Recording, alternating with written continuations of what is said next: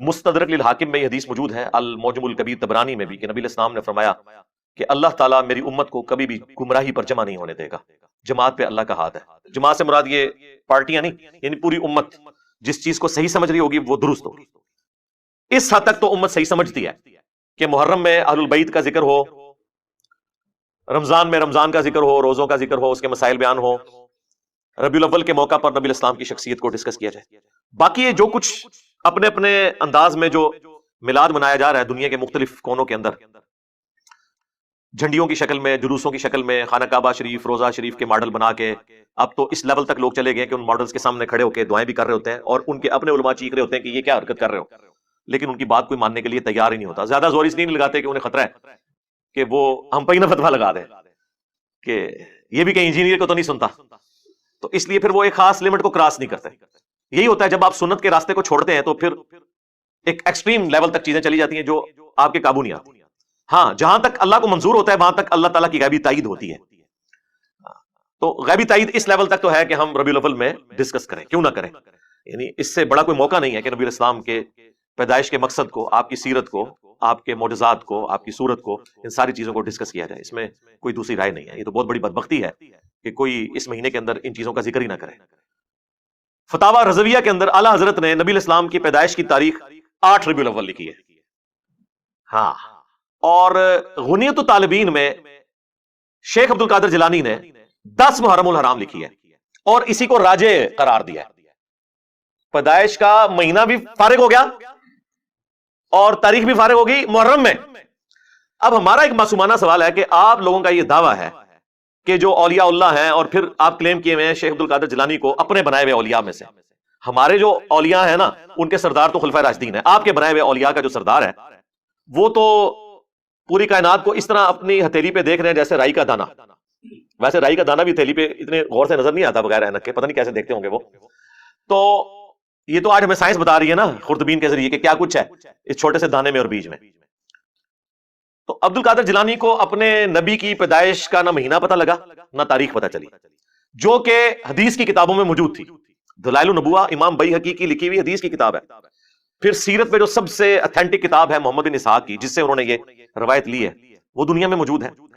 کہ ہمارے بچوں کو تو پتا ہے کہ دلائل النبوہ، اب دلائل النبوہ حدیث کی جو کتاب ہے وہ شیخ عبد القادر جیلانی کی پیدائش سے پہلے دنیا میں موجود تھی، اور سیرت ابن شام تو بہت ہی پرانی تھی، اور سیرت ابن اسحاق تو اس سے بھی پہلے تھی۔ تو یہ تو کہتے ہیں وہ بہت بڑے عالم دین تھے، تو انہوں نے یہ حدیث کی کتابیں نہیں پڑھی ہوئی تھی۔ اب ان کے پاس آخری اربا پتہ کیا ہوتا ہے؟ وہ ہو سکتا ہے جی انہوں نے کتاب ہی نہ ہوئے، ہاں اسی بھی یہی چاہنے ہیں کہ اتنے ہی آؤ، یہ ساری کتاباں کرو دریا برد اور قرآن و سنت اتنے آ جاؤ، چھڑو انہوں نے، لیکن کتابیں خالی فارغ نہیں ہوں گی۔ ہاں، if there is no کشف al Mahjub there is no Ali bin Usman Hujwiri, if there is no Al Muhannad Ali Al Mufannad there is no دیوبندیت۔ ہاں، انہی کتابوں میں تو یہ فرقے کھڑے ہوئے ہیں۔ اگر یہ کتابیں فارغ ہوں گی تو یہ صرف کتابیں نہیں فارغ ہوں گی، اپنے اپنے بابے بھی نہ لے کے ڈبڑ گیا۔ ہاں، اسی لیے تو ان کتابوں کا دفاع کرتے ہیں۔ یہ انہیں پتا ہے کہ اگلا سٹیپ ہم سے انہوں نے یہ بنوانا ہے کہ اچھا کتابیں فارغ تھے بابے بھی فارغ، حالانکہ بابے تو فارغ ہو گئے، انہیں کتابوں کی روشنی سے فارغ ہو گئے۔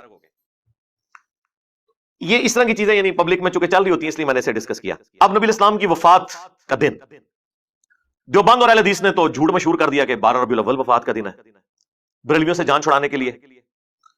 اس پہ بھی رہتے تو چلے کوئی بات ہضم ہو جاتی، لیکن وہ پھر اس میں اس سے بھی آگے گئے۔ انہوں نے کہا کہ یہ تو غم کا دن تھا اور بریلوی اس دن خوشی منا رہے ہیں۔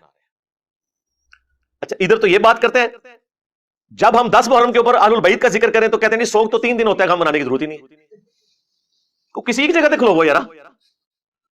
تو ایک طرف آپ کہتے ہیں غم منانے کی ضرورت نہیں ہے، دوسری جگہ آپ کہتے ہیں یہ تو غم کا دن ہے، اور وہ عجیب سا ایک بڑا دردناک سا میسج بھی وہ فلوٹ کرواتے ہیں جی کہ اس دن مدینے کی گلیوں میں جو ہے وہ غم کی کیفیت تھی صحابہ کرام پہ، اور یہ دیکھو یہ جھنڈیاں لگا رہے ہیں۔ پہلی بات ہے کہ تمہارے کس بندے نے، کس روحانی ابے نے تمہیں یہ پڑھایا کہ نبی علیہ السلام 12 ربیع الاول کو فوت ہوئے ہیں؟ یہ دنیا کی کس کتاب میں لکھا ہوا ہے؟ اس کتاب کا ذرا ہمیں نام بتا دیں، کس حدیث کی کتاب میں، کس سیرت کی کتاب میں یہ بات لکھی ہوئی ہے؟ جھوٹ بولا، اور میں نے بخاری اور مسلم سے ثابت کیا ہے کہ نبی علیہ السلام 12 ربیع الاول کو فوت نہیں ہوئے۔ بڑا سمپل سا فارمولہ ہے، میں نے اپنے زمانے بریلویت میں ایک ریسرچ پیپر لکھا تھا، وہ آج بھی ہماری ویب سائٹ پہ ریسرچ پیپر نمبر 12 کے نام سے اپلوڈڈ ہے۔